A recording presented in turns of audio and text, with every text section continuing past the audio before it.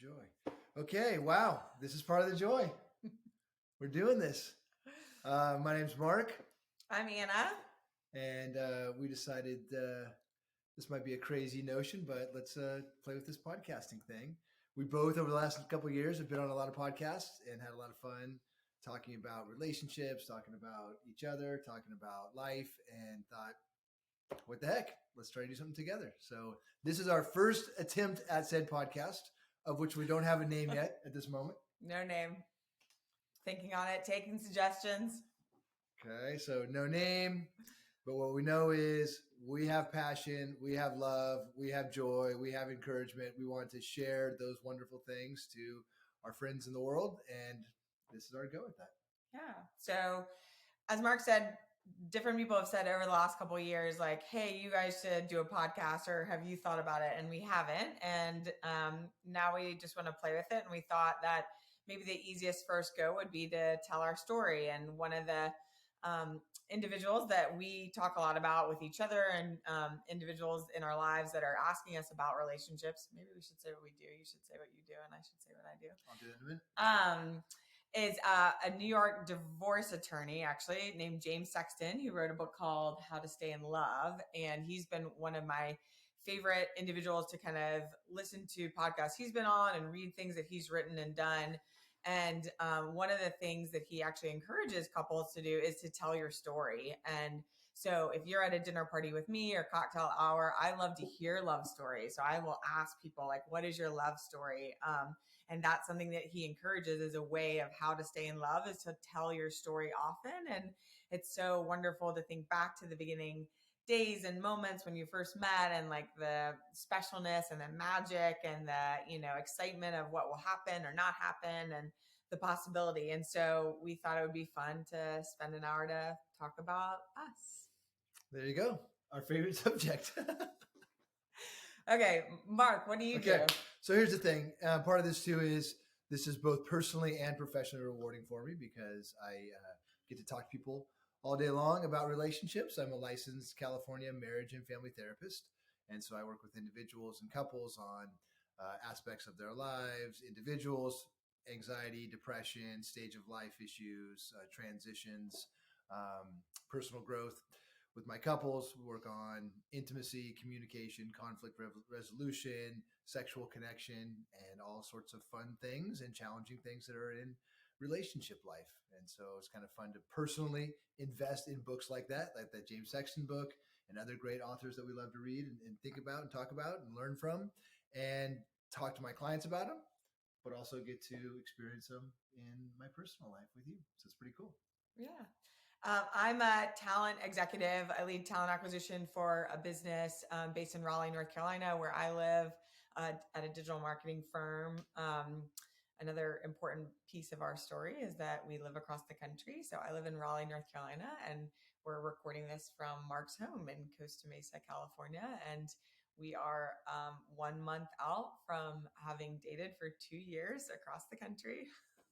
Holy moly. And while it is not my full-time profession as it is Mark's, I have a deep interest in relationships and love and connection, just because, a piece of both of Mark and my stories and our reality is that we're both divorced. And so I just have spent a lot of time in the last, I would say 4 to 5 years, like thinking through marriage, relationships, love, connection, desire, maintaining, interest in, a monogamous partnership. Like, how does it work? How does it fall apart? What are elements and ingredients that make it go? What are things that hurt it and hinder it? And so I just have a deep personal interest in this topic, and have been a student of love and relationship and all the elements and ingredients that go into making it work and making it fun, and how to work through the hard parts as well. And so, Mark and I have a shared love of a lot of authors and writers and speakers on the topic. And it's one of our favorite things to kind of banter about, because as we just said, we're about 2 years in, and we are on the journey ourselves of like, how do we make this work? And how do we keep our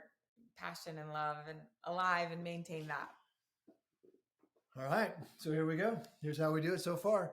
And again, ultimately the hope is that we share the things that we're learning. And just even as you say that out loud, I think about the number of people that we're reading, like even right now, a stack of books right over here that we both really love reading. You mentioned James Sexton. We love John and Julie Gottman. Feel like we've become almost like students of them by reading their work. My favorite therapists are Terry Real, just an amazing therapist who works with men and anger and depression and couples and intimacy. Esther Perel, of course, just the matriarch of modern psychotherapy. Freaking love her for couples. Yeah. And so just super fun to enrich ourselves in those ideas and those thoughts and those practices. And that's kind of something we're excited about. Yeah. Okay, so this is our first shot, and the topic of this episode will be our story. And I think it's always fun to have couples tell their stories, and this is going to be fun for us because we're obviously two people of this partnership, and we both probably experienced it somewhat differently. So it's always fun to hear different perspectives. But I guess I'll kick it off. Sure, sounds great. Ladies first. Okay, so so the elephant in the room that we have to talk about is I heard about, and Mark and I even know each other because I was dating a friend of his who lived in Florida at the time. I lived in Raleigh, North Carolina, and this friend actually brought up Mark and his ex-wife name to me in a conversation at one point. And he was rattling off some other people that had been in the same sphere as his ex-wife. And some of them I knew. And then this couple, the Howertons, I had not heard of. So I looked them up on Instagram naturally. And at the time, I had been maybe a year and a half out separated from my husband and, was trying to find individuals and couples that had been divorced or separated that were still trying to do family, even though mom and dad were no longer a couple. And at the time, I had two examples, Gwyneth Paltrow and Chris Martin. And then this guy I was dating, Craig, and his ex-wife, Glennon, did a good job of like displaying that on social media. And so it was nice for me to have an example of, okay, Tim and I can do this. That's my ex-husband, Tim.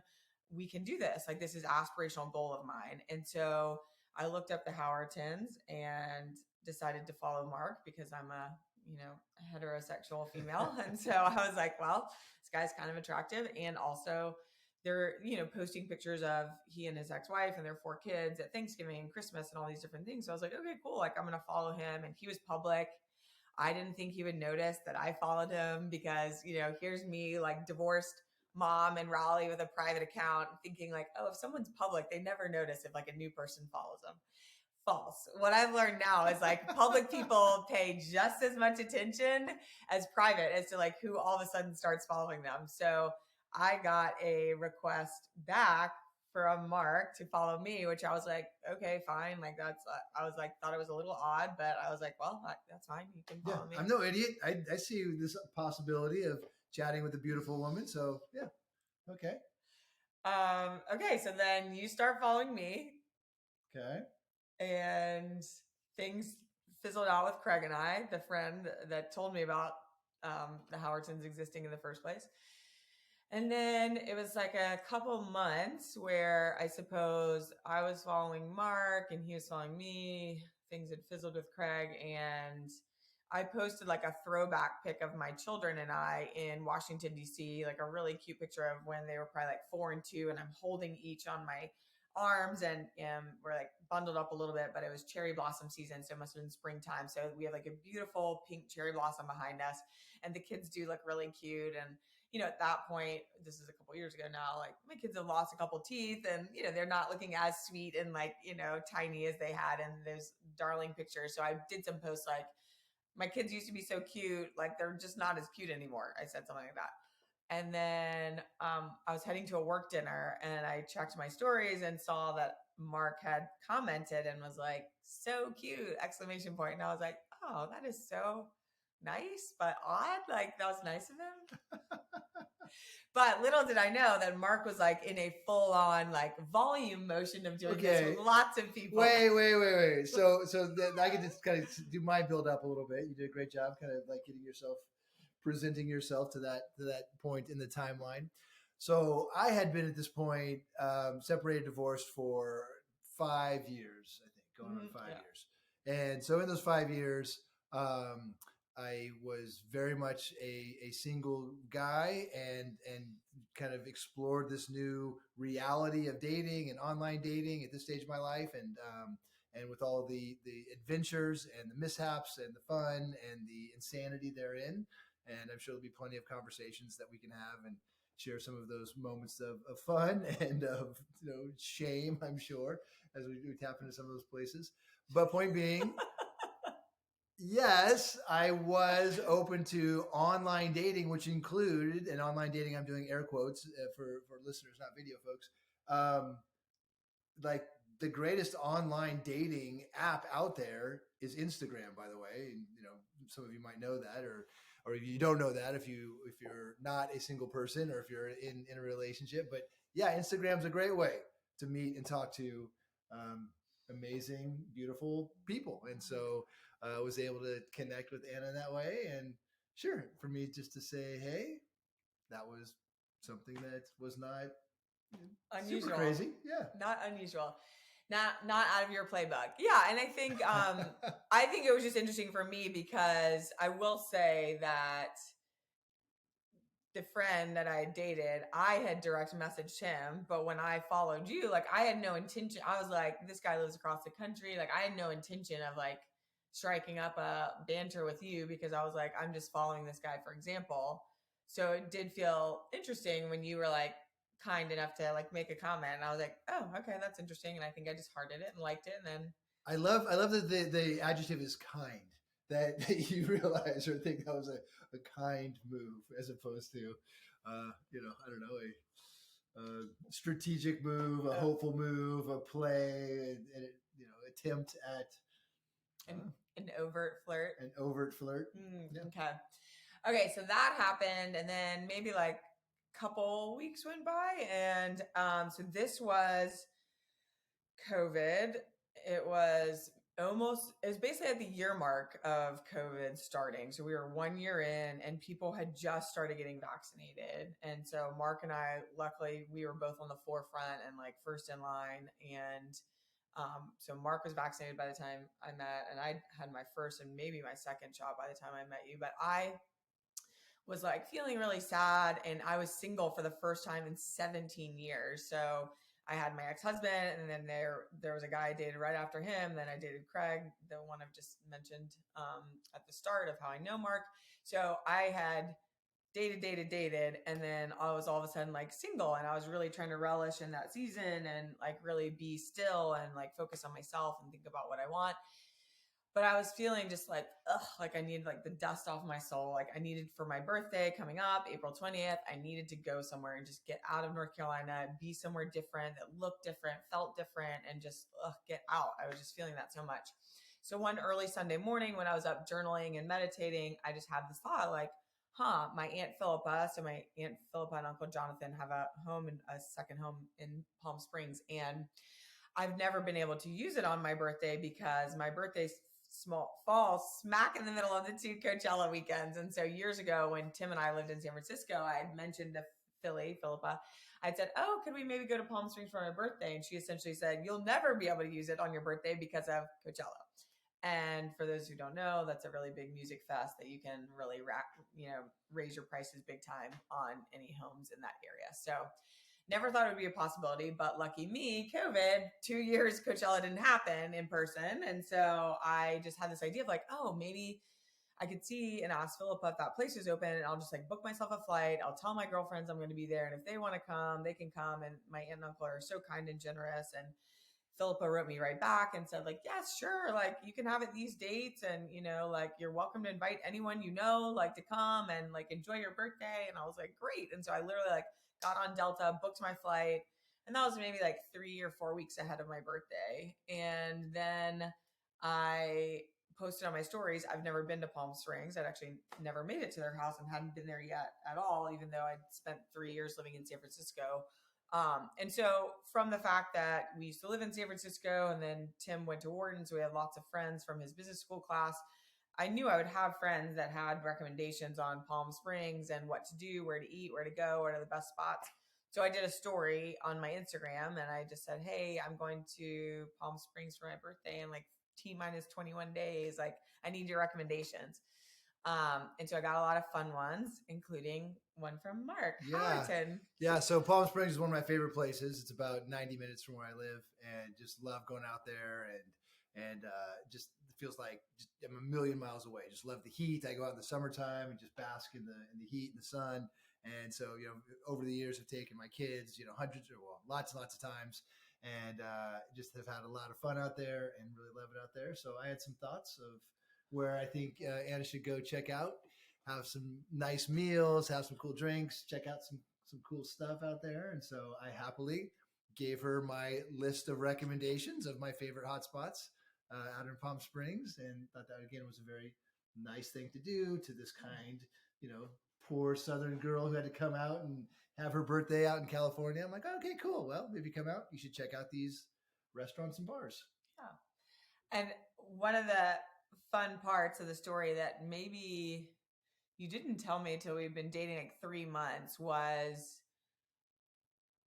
kind of emphasizing his love for the desert. And he literally was like, I think that if you would put on your stories, like, I'm going to be in LA, I would like recommendations for Los Angeles, I'm going to be in LA for my birthday, that he like wouldn't have responded. Like, he just would have been like, oh, that's like too bad. Like, Mark does not really love LA, but he loves the desert. And so I was like, so you're telling me that like you were more compelled to come and meet me and buy me a drink because I was in the desert than Los Angeles? And he was like, yes, correct. Wait. You missed a step. So you responded to my message. Yeah. We'll go back to that. We'll go back. I'll go back to what. But yes, my love for the desert, 2-hour drive is much greater than my love for some of the challenges of LA. Obviously, LA has some amazing things.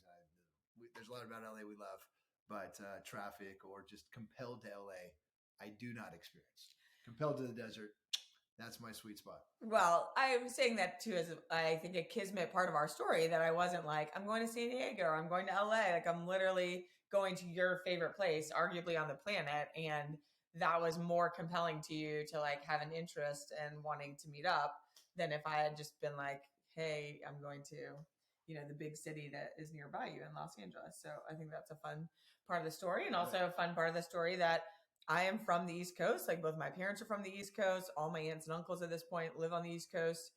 This uncle and aunt of mine, Jonathan Philpa, used to live in LA for a decade in Hollywood Hills, and they have kept their vacation home in Palm Springs. So it doesn't make sense that like a hardcore East Coast girl would have a family vacation home on the West Coast in the desert, your favorite place. It was meant to be. So, I feel like this is like, this reminds me of when Harry Met Sally. They do those interviews at the end and the beginning, and they're telling their story, which is so fun. All those old couples like telling their story. So what was I going to say? Back to the messaging about Palm Springs. Okay, so Mark has his canned message that he sends on. Wait.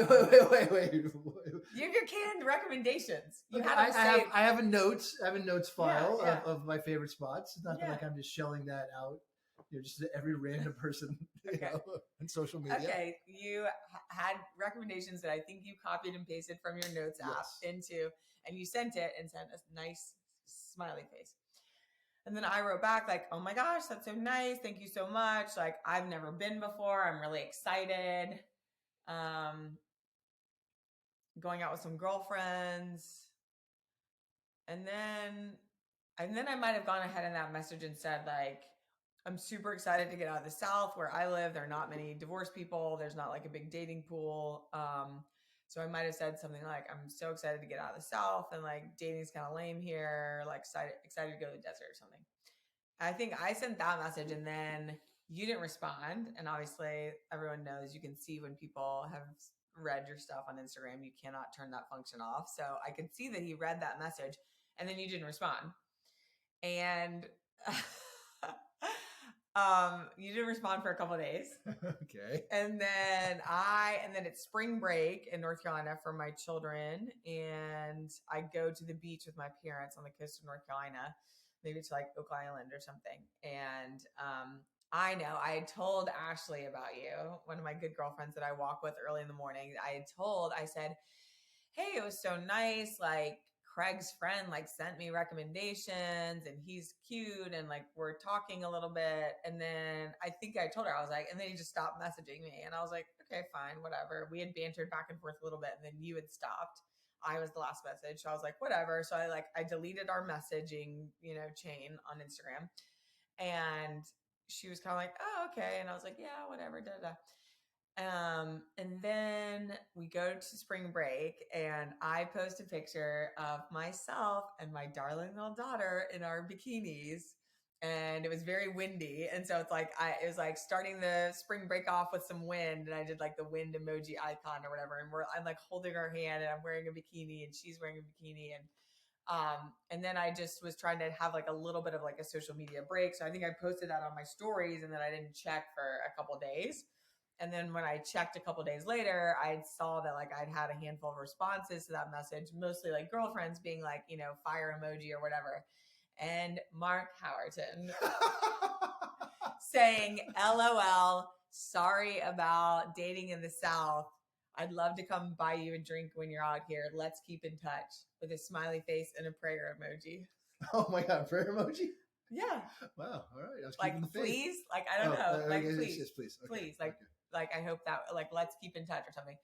And then I screenshot that and sent it to Ashley. And I was like, men are so predictable. Freaking men. All you have to do is post a bikini pic and then all of a sudden you get the response. So then what happened, I was actually sitting on the top deck of this beach house we were at and I looked at it and then I was mortified because I accidentally FaceTimed you from Instagram. That's right. Do you remember that? I was so embarrassed. I was probably like drinking tequila or something at 2:00 in the afternoon on this Wednesday on vacation. And I didn't even know you could do that. I didn't know you could FaceTime someone from Instagram. You can. And I accidentally hit that button. I was mortified because then I immediately stopped it, but it shows like this person tried to FaceTime you or whatever. So then I'm like, oh my God, I'm so sorry. And then I don't know what happened after that. What happened after that? I don't know. I'll have to go back to the script. I'll have to go back to the transcript. No, you were like, haha, LOL. And then we started messaging more. Cause then I was like, oh, sure. Like that'd be super fun if you came in, like hung out. Like mostly girls are coming. I'll like keep in touch about when we're going to be out there. Like what would be good nights to come or something. And then should we pause? I feel like I need to ask you something. Well, if we pause, then or we could edit. Go back and edit. I don't know. Risky. Okay. Well, you asked. I don't know if you want to tell this, so we can hopefully edit this out. But you asked me. You were like, "Are you just IG friends with my friend Craig, or do you know him?"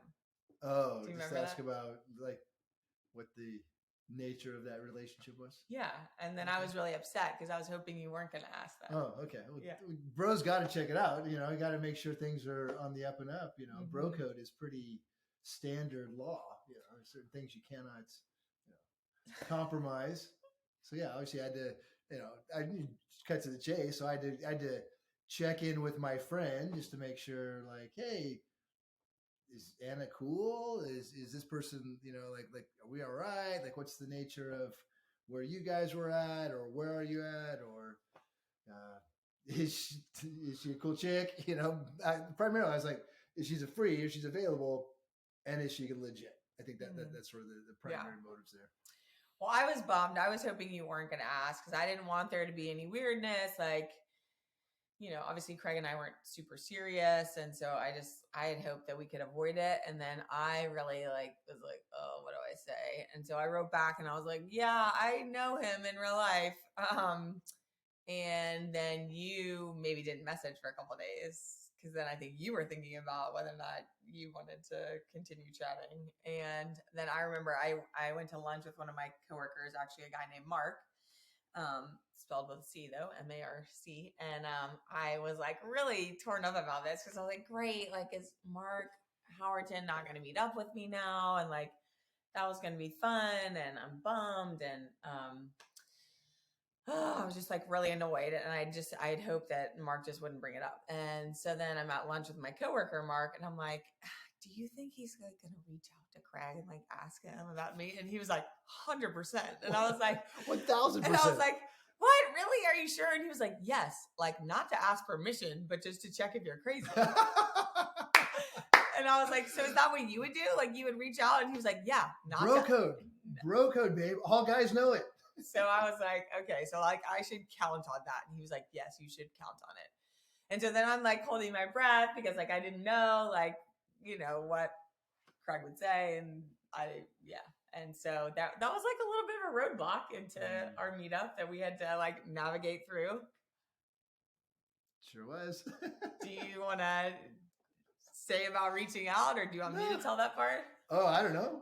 Again, to me, guys are pretty simple in this category. It's just kind of like, you know, is there any, you know, you guys are done, broken up. That was, I know you guys weren't, you know, you were distant and don't know how serious it was. What was what there, you know, and you know, is she a cool person?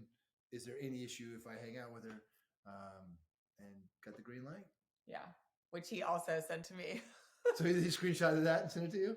Which he was very kind. He was very kind. Yeah. And he gave the green light, and that was very nice of him. He didn't have to do that, and he did. And he just let me know that you reached out. And so I saw your text messages where you had screenshot my Instagram profile to him, and you were like, do you know this chick? I'm thinking about taking her out for a drink. And he wrote back like, yeah, bro, she's cool, or something like that. And so I thought that was very kind of him. And he released it and gave us the green light, which was very nice.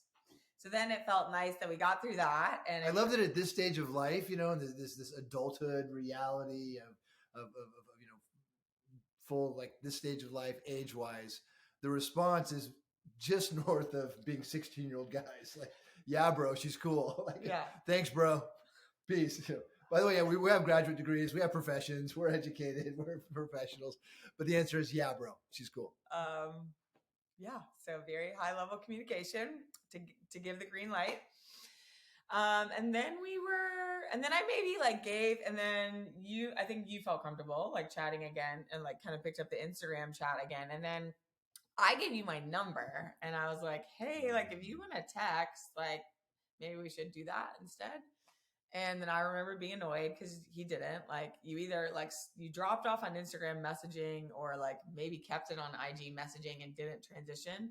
But at some point you were like, you're really fun to chat with. But like you still didn't transition to text for like a little while. And I felt like he was doing that on purpose to like annoy me or like play hard to get. Gosh, yeah, no. I mean, I think ultimately too, 100%. I was like, you seem super cool, but you live across country. I'm not going to date somebody across country. Like that's insane. Like I will, you know, it's hard enough for me to think about dating somebody, you know, 20 miles away. So the idea of dating somebody, you know, 2,000 miles away is like, forget about it. Like, okay, cool. Nice little chit chat. Like, cool. You know, and it was way above board combo. All of our conversations were way above board. It's not like we were doing some you know, weird kinky stuff. It was just kind of like, yeah, you seem cool. You seem cool. You know, cute kids. How's life? Da, da, da, da. So it was pretty above board conversation, but just like, I don't know, just, you know, I'll probably see you in Palm Springs. That'd be cool. But don't really think there's a whole lot of potential here just based on the circumstances of literally being across country. Yeah. Yeah. So it took a bit to transition to phone. And we had like bantered about something. And I was like, well, as long as you're not a criminal. Oh, I know. I was like, as long as you're not a criminal, you can stay at the house in Palm Springs. And you were like, with all due respect and not to like give you advice, but like you should have higher standards than like simply non-criminal or something like that. And I was like, okay, well, you know, but I guess we should pause a minute and say like one of the reasons it's super interesting for me to think about and that I talked with my therapist, Caroline, about is that I'm personally anti-dating apps, and maybe we'll do an episode about that of just like our differences there because Mark is like very pro apps and I'm very anti. And you know, there's a lot to dig in there. And just in terms of the difference, I mean, I think the primary difference is the gender difference of like men and women and like how women arguably like every time we meet up with someone, like there's like your actual safety's at risk because generally like women are smaller than men and, you know, couldn't win in a physical fight or like if things went sideways and, you know, there was some non-consent happening, like women generally are not going to win out. And so all women typically have a healthy fear of like who they meet up with. and want to pursue a romantic possibility, but always want the opportunity to opt out. And women don't know if they're meeting someone cold, like whether or not they'll have that safety of being able to opt out in the event that they don't want to move forward with the romantic engagement or whatever. And so I personally really, really liked engaging with you because I like totally like deep dive your Instagram and I deep dive your XYs. And that was another thing that was really fun and funny about between you and Craig. Like I like knew so much about both of you that I could feel safe that like I wasn't going to get killed and that it would probably be fun, but that like you also both had like semi-public ex-wives. And so like I really didn't think you were going to do anything to me harmful. But I really loved that, like, I had so much information, I think for a couple of reasons. One, probably first and foremost, safety. And then I had so many data points of seeing you as like a silly dad or like a fun friend and like knowing that like it seemed like you had a lot of fun. And, you know, I've told you like seeing pictures like you have a lot with you and your dad. And I love seeing that and like the warmth of that relationship just made it seem like there were all these elements that you were like a really good guy. And that made me feel comfortable and excited about the possibility of meeting up. Whereas like just on a dating app, like I could not just from like 5 pictures and like little captions of like, what's your favorite quote? Or like, you know, the silly things that they prompt you to put on dating apps. I just was like, I know nothing about this person except the 5 best pictures that they've put on the internet.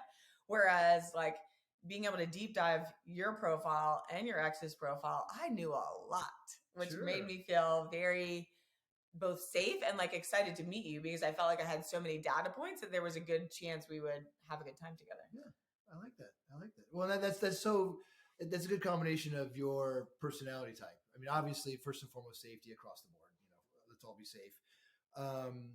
But you're like a researcher. I mean, like you like just know how to like find information about things, and part of that's your vocation. Like you know how to dig deep through the internet to find possible candidates that you're working with your executives and your work and whatnot. And also dig deep and find great restaurants or great vacation spots for us or great outings that we could do.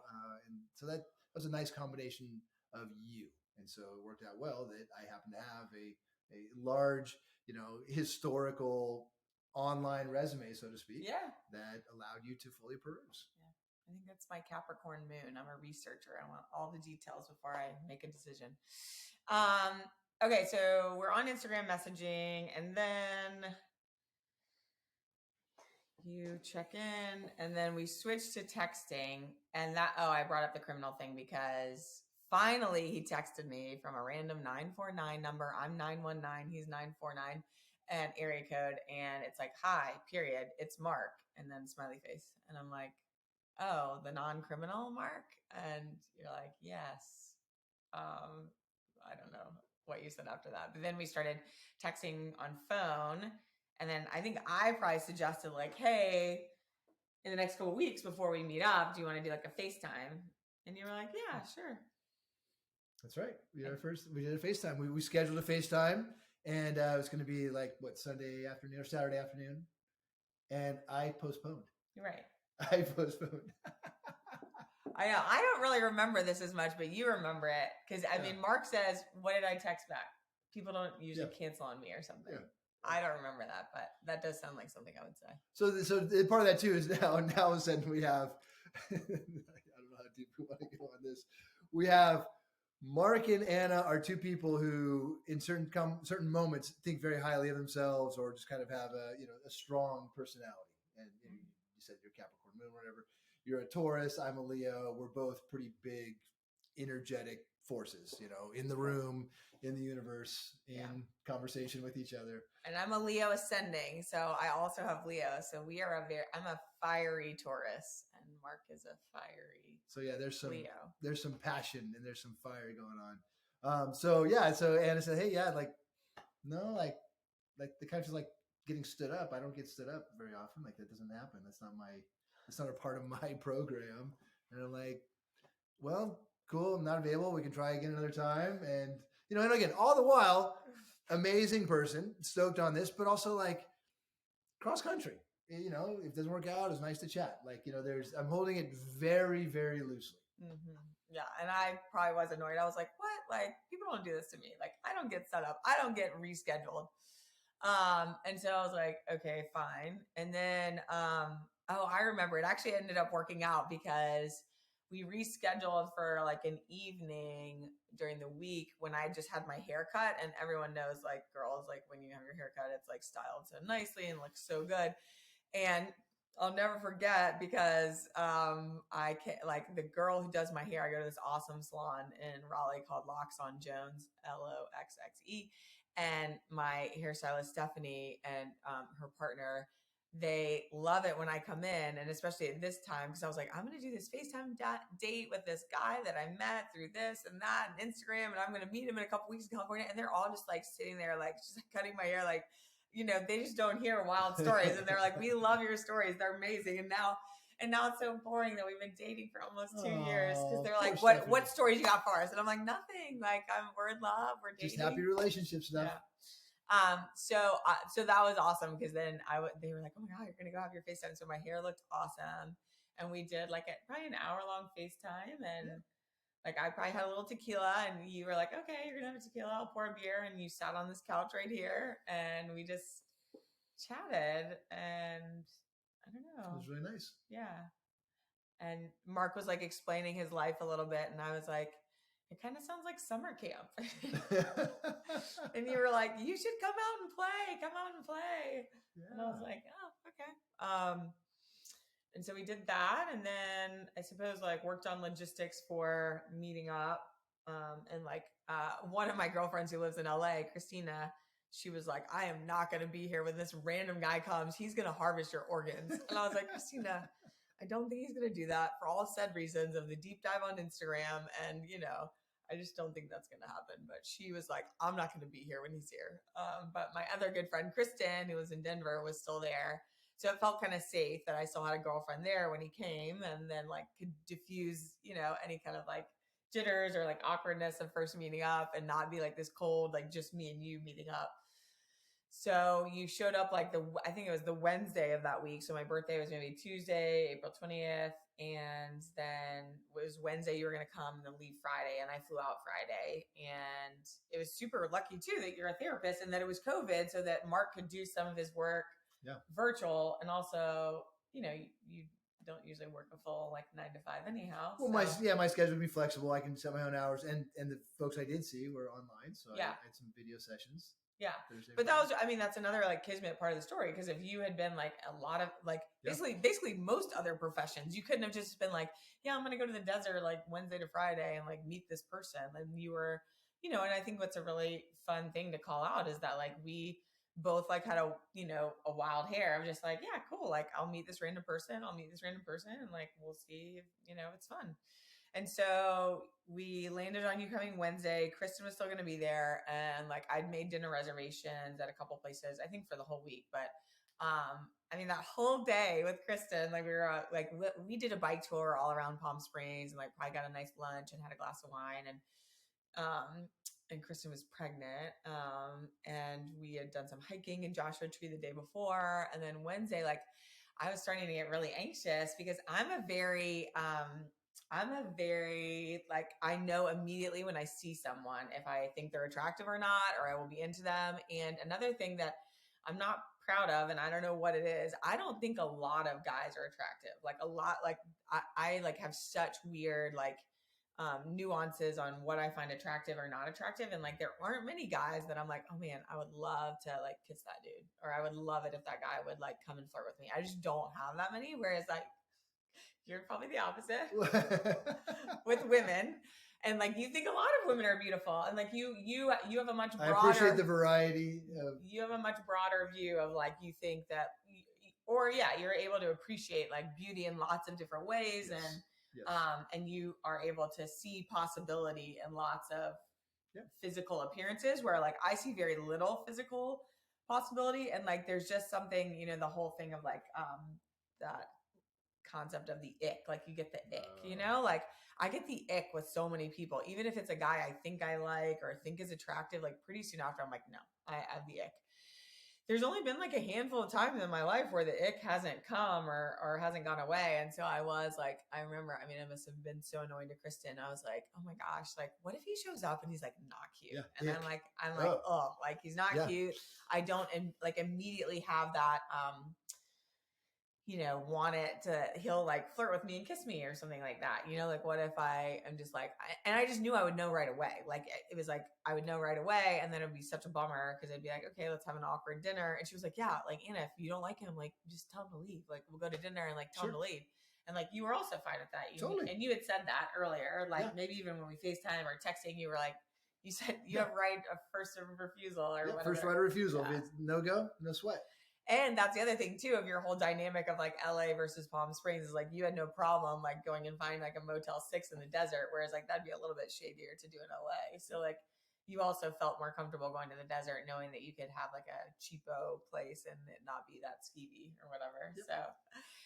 So anyways, I was super nervous. And then, I mean, the other funny thing was I was like, this is two sides of the same coin. On the one hand, I was like excited to meet Mark and thought this could be a 48-hour fun in Palm Springs. Like it's my birthday, it's COVID. I'm not dating anyone. Would be fun to hang out. This person I hit it off, like whatever. Or like I'm also like a dreamer and like I also had just dated someone long distance, like not in the same state. So I also was kind of like, I don't know, like maybe we'll date. And I said that to Kristen. She was like, Anna, you are not going to date him. And I was like, why not? She was like, because then you're house would be an airplane and you would live in the sky. And I was like, that sounds great to me. I mean, what's wrong with a house in the sky? Like, I love that idea. And she was like, no, like, I mean, she was so like, diminishing and just kind of like, no, like shut me down. Like she was like reading her book and like barely looked up. She was like, you're crazy. Like you are not going to date this guy. Like whatever you want, whatever you need this to be for the next 48 hours, like let that be whatever it is. But like, let me tell you, that's not happening. And I'm like, you don't know, Kristen, you don't know. Like we could date. I don't know. Like, and she was like, all right, whatever. Like, I'm just going to keep reading my book. And then you got there and I opened the door and you were standing there with a little bouquet of flowers from your neighbor. Can we talk about that? The woman here that you got this from? Yeah. So that is just, gosh, when was that? So I just recently moved back into my house. Yeah, you've been here like 2 months. 2 months. And was stoked to be here and love my neighborhood. And my kids live 5 doors down. So it's great to be close to the kiddos. And I just really started enjoying walking my neighborhood. So I just, every day I would do walks around the neighborhood and explore the blocks and whatnot. And it was April. And so springtime. And there's a neighbor around the corner that every day would cut these flowers in her yard called sweet peas. He's deliciously smelling, just so exquisite. I love him so much. And would cut them into little bouquets and then just have like random jars, right beside her house where you or on the sidewalk in front of her house where you just pick them up. There's like a big sign, like enjoy flowers with us. And they'd be like in pickle jars or like cleaned out, mayonnaise jars or whatever. And just so lovely. Like every day they're just this like just expression of, hey neighbor, here's some joy, hey neighbor, here's some love. And just this very thoughtful, just generous, kind-hearted person who wants to extend love and beauty to folks in the community. And I just relish her. I love that she does that. And taking those flowers that morning and smelling them and saying, I'm going to give Anna this bouquet was very thoughtful and exciting to kind of share that with you. So standing there in your front door of your aunt and uncle's house, knock, knock. And hi, I'm Mark. Here's some flowers. And you're gorgeous in real life. Yeah, thanks, babe. And it was funny. I was just thinking about how, like, sometime in the last couple months, like, I'm into, to be magnetic with Lacey Phillips and some of the manifestation stuff. And one of the things they talked about was we were maybe listening to a podcast together and she was saying like manifestations, like true manifestations should be very easy. Like they should come into your life or they should be easy or something like that. And you were probably in a moment of just feeling like our relationship was so hard and laborious. And you're like, this isn't easy. Our relationship isn't easy. And I'm like, what are you talking about? You literally showed up on my doorstep with flowers and I didn't have to do anything. Like that was the easiest like manifestation of a person or a thing. Like you literally came to me with flowers. So I love thinking about that. And I love thinking about that moment and thinking you look so handsome and you're wearing like a blue button down. And like Kristen did make a comment later when we were walking and you were ahead and she was like, well, the dress is very nice. So like, that's a plus. And I was like, okay, yeah. So I thought you were so handsome. And then we had a really fun night. Kristen was on our first date together. Yep. And, Never. And, we walked to dinner. We were close enough and it was like not too hot. So it was April. So it was really lovely temperature. We walked to dinner and walked back. So that was awesome. And then, Kristen was pregnant. So she went to bed and we sat on the couch and talked. And, you were telling me, maybe you could talk a little bit about like this tapestry. You were just describing this tapestry. Cause I was curious a little bit. I don't know how deep we want to go into all of our philosophical stuff. Hey, but we're recording. Thanks. Real life happens. My son Kim Bay just came on in. So yeah, I don't know. I mean, there's so many points of it like that. I think we can call back to like philosophy of dating and philosophy of, and just second half of life dating and relationships in the stage of the game. So I don't know if we want to save some of that for like the broader perspective. We can save the tapestry. Okay.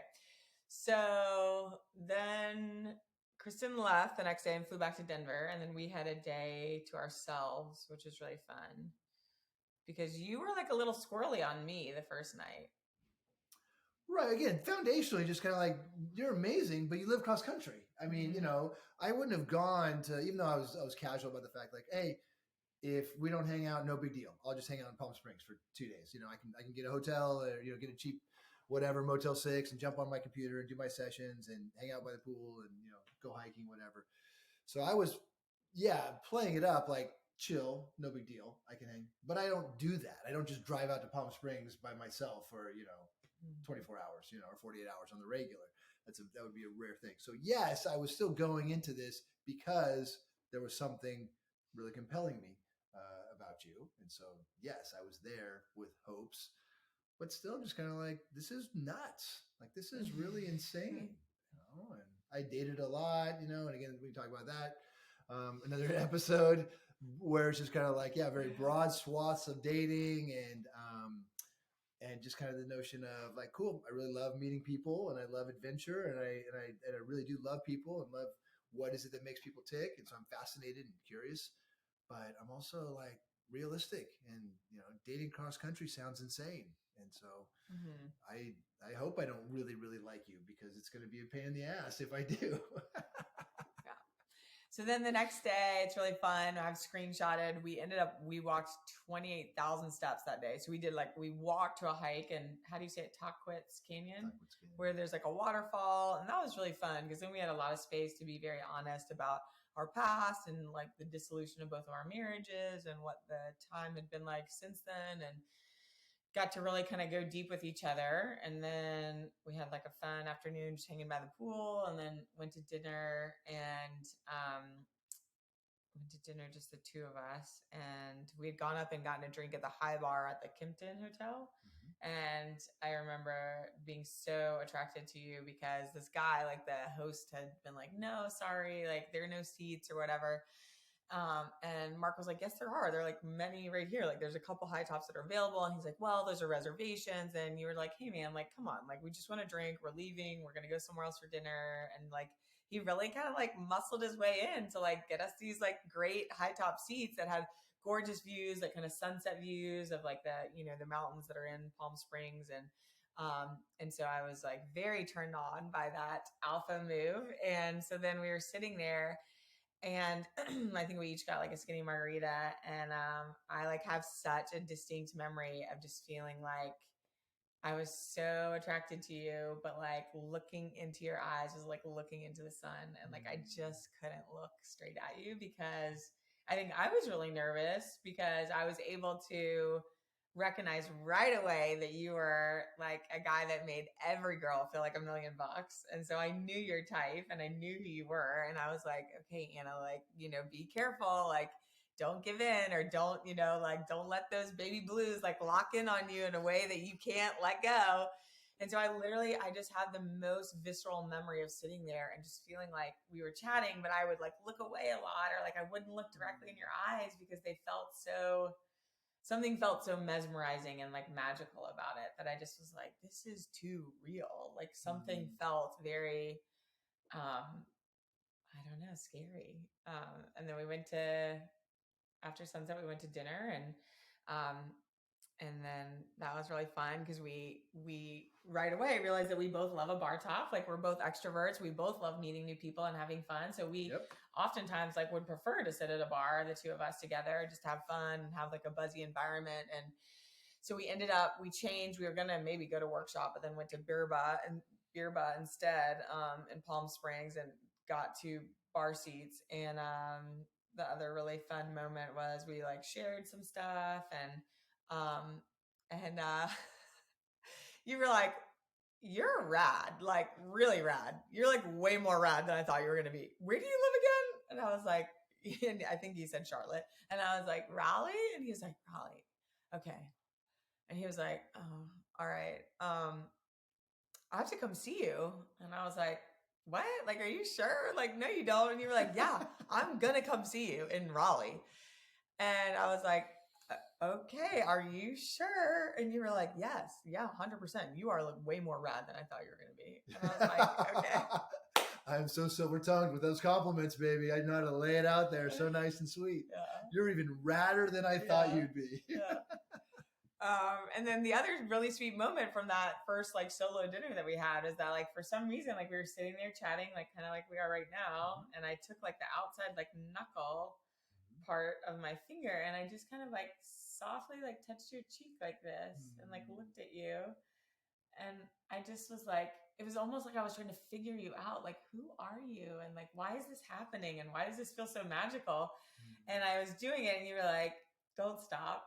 And then I like stopped and I just looked at you and you go, I literally said don't stop. I literally just said don't stop.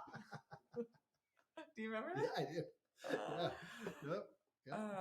And so then we went back and woke up the next morning. I had a like call with a board meeting. And so I'm on video very early. And then you had a couple sessions. And as we were both working that early Friday morning, you like screenshot from, or you looked up flights from like LA to Raleigh and then took pictures and like texted them. Cause back then it was like super cheap. And you were like, oh my gosh, it was like $190. So like round trip LA to Raleigh. And you're like, that's not bad at all. And I was like, okay, like this guy's like serious. Like he wants to come see me, or like he wants to like, yeah, meet up again or whatever. And so, you know, once again, I'm like getting hooked in by him saying he wants to see me. And so I'm like, okay. And then we do like a little bit of shopping and before you had to drop me off at the airport. And so we talked about like potentially meeting up again and like when that could be. And as we were driving into the Palm Springs airport, I do remember I asked you, I was like, are you into manifestation stuff at all? Or like, do you believe in manifestation? I think I asked you that. Oh, one of us. Well, it got brought up as we were going in. Yeah. And so we talked about that for a little bit. And then we talked about something else. And then you dropped me off and like we shared like a really long kiss or maybe like a couple long kisses at the airport. And then you looked at me and you were like, did you manifest me? And I said, yes. Yes, you did. Yeah. I don't know if you want to go into the other pieces or if we should end it here. Hey, we could probably do a whole nother episode on what happened after. Yeah, we'll press pause there. I mean, but the bottom line is, how much time have we spent together in the last 2 years? I mean, we've essentially lived together 50% of the time since we met on April 21st, 2021, 4/21/21. We've been together every other week for the last 2 years, living across the country. And our other fun angel number is that we live 2,222 miles away from each other. We met on 4/21/21. And yeah, it's pretty amazing that we've been able to swing it and have kept moving forward. Yeah, I love it. And here we are now, hopefully offering some encouragement to other people. That's right. And we could, I probably would say that maybe the next installment could be what happened after you dropped me off, because it was a little rocky. Like you almost didn't come. We almost didn't. You got cold feet. And so maybe we could do a whole thing on like the first couple of months of us dating and how initially you were like, I'm going to come see you. And then you Okay, but part of that too is overt in parts of our personality. So, one of the things about me is like everything is possible. Everything is awesome. Like I just kind of live in that paradigm. And so like, yeah, that would be cool. I could do this. Yeah, this would be cool. We could do this. And not think about things like budget or schedule or traveling or, logistics, all that sort of stuff. Reality. So I say that would be cool. That would be rad. Yes, that would be rad if it were possible, or if it happens, or if So part of that's like talking about it in a personality profile. A part of my personality profile is brainstorm and just love brainstorming and love ideas and love the possibility. Where Anna's much more of let's do it, schedule, research, book the tickets, make it happen, and I think that's a lovely compliment of each other relationally of who we are. But that's a part of this too. Just kind of like, well, is it really feasible? Did I really mean I could do that? Or I just thought that would be really cool if it happened. Right. And what I heard was, I'm going to come see you in Raleigh. So I literally thought he was coming to see me in Raleigh. All right, so he did eventually, but well, obviously we're here 2 years later. Little rocky at the start. And our different perceptions of the things we were both saying and what we were both meaning. Yeah, interesting. Okay, well, do we know what else we'll talk about on a future time? No, I think we have a couple of different things we want to talk about and recording a couple more. And, we're just starting out. And we'll get some reps in this and hopefully we'll get better. And hopefully what we're saying and engaging the content and things that we talk about and can be helpful and encouraging to others. And I know we both love listening to podcasts and it's kind of fun going through your day to have an intelligent conversation happening in your head all the time, whether you're, making breakfast or folding laundry or in the shower. I have a speaker in my shower. So like, I kind of always want to be learning and hearing. And so I think we'll kind of brainstorm on what some other things are that could be helpful to people of just both of us being such deep students of relationships and love and connection and intimacy. And so we'll keep it going with this being our first one. Right on. Great job, babe. All right. Well done. Cheers. Take care. See you next time.